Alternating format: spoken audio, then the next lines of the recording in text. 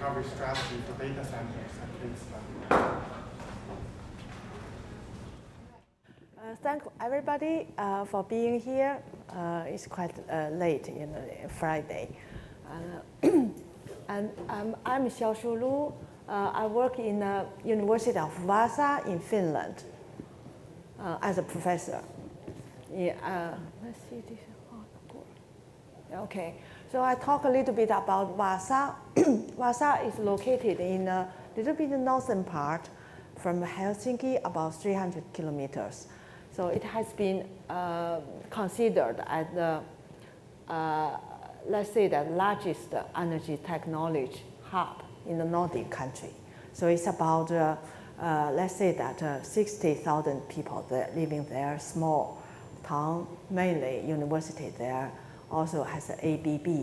And guess what? There are about 150 energy companies there. Yeah. Yes, quite many. So it's quite innovative.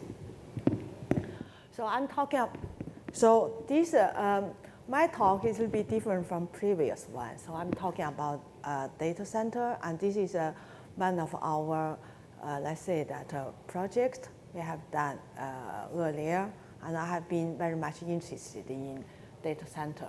So everybody knows that because of the data explosion, so the data center has grown pretty much, yes. And during the let's say that past decades, the increase of the data center has been very much. Let's say that 2017,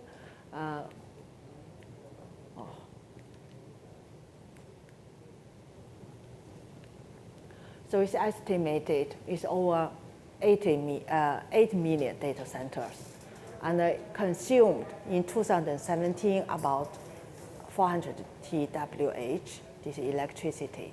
So it's about 2% global electricity consumed, equivalently as total electricity used in France, contribute to 2 to 3% global greenhouse gas emission. And it's about the same as airline industry. And it has been estimated it will be like 7% CO2 emission from a data center by 2025.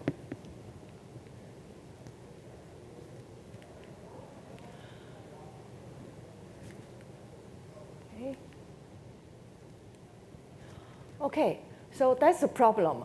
Energy consumption of data center. Typically, this IT convert about nearly 100% power into heat. With this, let's say that the rack, and result in about 70% of the total heat. It has to be removed. We can't reuse it in order to ensure that acceptable environment. So it's very tricky about this, let's say that a computer or whatever. So here I show this requirement from ASRI about this environment requirement for data center according to ASRI, this standard. For example, allowable temperature 15 to 32, and this is recommended, so on and so on. And the cooling about that, so cooling, they need cooling. So the cooling consumed a big amount of energy, about 25, usually 30, about 30 to 25 or more to keep this, to cool this data center. So computer room air conditioner unit cracks, and it take care of this cooling. So usually nowadays in computer is they arrange that the air these cold airs together. So here let's say that cold and air to hot is to hot air to hot. So here is hot. So they don't mix with each other. So it's more efficient.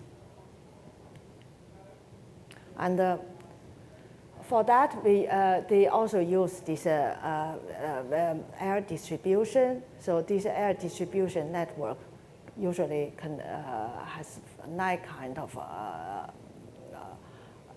let's say, specification based on this flooded, locally ducted, and fully ducted from supply and exhausted. So each has 3. So you buy 3 multiplies 3, so there are 9 kind of these. I'm not going to go further from that for that. Okay, so what I'm going to talk is about the waste heat. So the waste heat from data center. Analysis predicts that data center will consume roughly triple of the electricity in the next decades. Although nowadays a lot of, let's say, the effort on renewable energy used in data center, but it's quite not enough to offset the exponential growth of the internet. So it's about in data center industry, if I remember well, it's about only 20%. In general, I mean that they use data centers use renewable energy. So the reuse of the waste heat will reduce the fuel of electricity production as well as the consequent air pollution and global warming, of course. However, this is very clear because a lot of heat has been generated and it has to be removed, not reused. But why? The reuse of the waste heat is still very rare.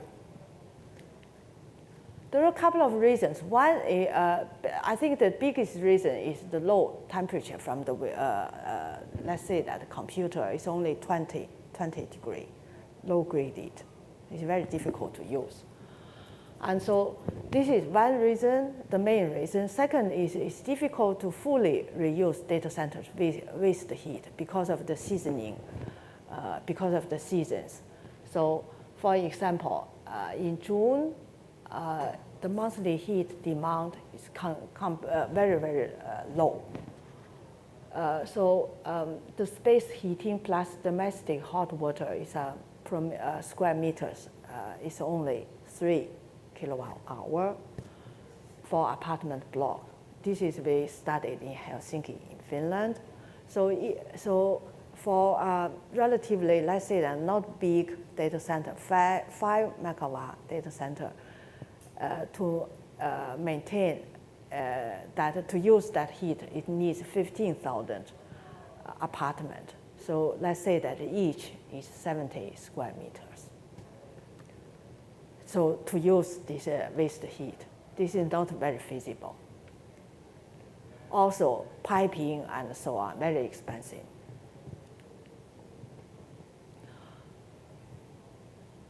So the waste heat from data center is entirely supplied to the, so this is one of our case, to the water-to-water heat pump to increase to 70 to 90 degrees. Because this 20 to 25, you cannot use it. We upgraded that. Then to supply to the local district heating network to nearby buildings. And then the cooling product from the heat pump is utilized. Like this side is for heating, the other side is for cooling the data center. Then we also, this is dry cooler or dry hybrid cooler is used as emergency cooling. So this strategy requires that district heating pipes are available nearby. For a smaller data center, let's say that 3 megawatt, this kind of smaller data center, the strategy we used that is directly applied to the upgraded waste heat to nearby buildings to meet this building demand.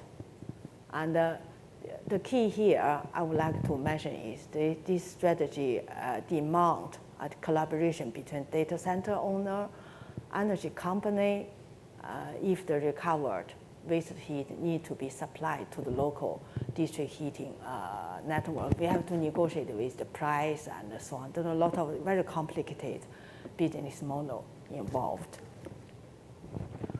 And we found that the benefit of the data center owner is they have the shared or reduced investment cost for additional cooling capacity, for example. And actually, we did not know. We discussed with them. They didn't actually reveal their the agreement between these companies. But we guessed that this energy company invested the heat pump, and they got these reduced operational expenses, electricity cost of cooling generation, for example. Energy company pays this electricity for heat pump, maybe. So then full-scale heat recovery, it's about 97% we can recover from this computer that generate the heat. And this is ecological solution. This is a very ecological solution for the waste heat, and it's good profit. And we found that it's very short payback time for the investment. And usually, this data center investment is very huge. For instance, usually this payback time lowest is 8 years. So this we can manage that. We chatted with this investment. They can get it like under 4 years. So this is some application of this recovery strategy of schematic picture. This is chilled water system. So this is data center comes this temperature, and this is for cooling, and this is dry hybrid cooler, and this is free cooling. And here we have this water-to-water heat pump to this part to upgrade this heat. And here, it can be several options, and this is direct air cooling system. So here comes, here data center comes with this heat pump upgrade to this degree, and we have this here. This direct air cooling, and this is chilled water system with heat recovery, and here is this. And we have one case study that one data center located is very small, 1 megawatt IT capacity in Finland, and because it's built in our campus, and we estimate the load will be increased. And there exists a district heating pipe with that near the data center. And the local company was introduced. After some negotiation, it's introduced to the project of the waste heat recovery, and the company decided to invest the heat pump. So return-to-return connection was chosen for connecting the heat pump to the local district heating. So here is the picture about that. So we bought, there are about 2 heat pumps with this, with HFO, this code as a refrigerant, which was developed as a 4th generation refrigerant to reduce to replace R134A, and it has the very low global warming potential, less than 1. So the heat pump cooled water from the data center from about 15 degrees. So the upgraded heat is supplied to the district heating with about 60 to 70 degree hot water to mix with this return water. So this reduced the temperature difference between the supply and the return lines of district heating network, and we got a very good, let's say that, efficiency. So it starts from January about this project and ran to October. So this heat pump provided about 11,000 megawatt hour of heat energy. The temperature ranged to this, and the results show that all this waste heat generated by by data center was recovered and used by the local district heating system.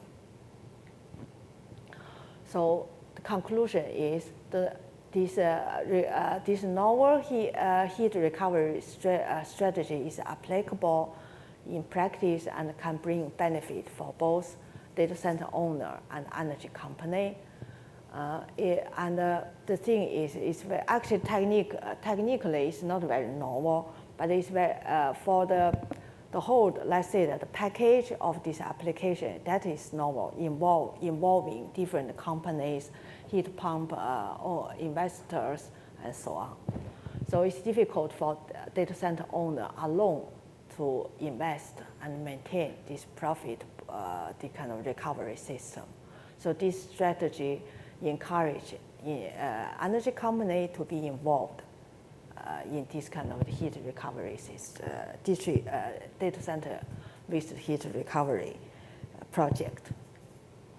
And here we continue that project in a smart city in China. So this is collaborated with one Germany company. We took that waste heat reuse part. So it's collaborated with Beijing Beikong company and Zhongxin, quite like it is Zhongxin kind of banking or group. They invested this this project. So this is let's say that the picture of this project. So thank you. So this is just a project I would like to show that this waste heat has been really used and to heat these nearby buildings. Okay.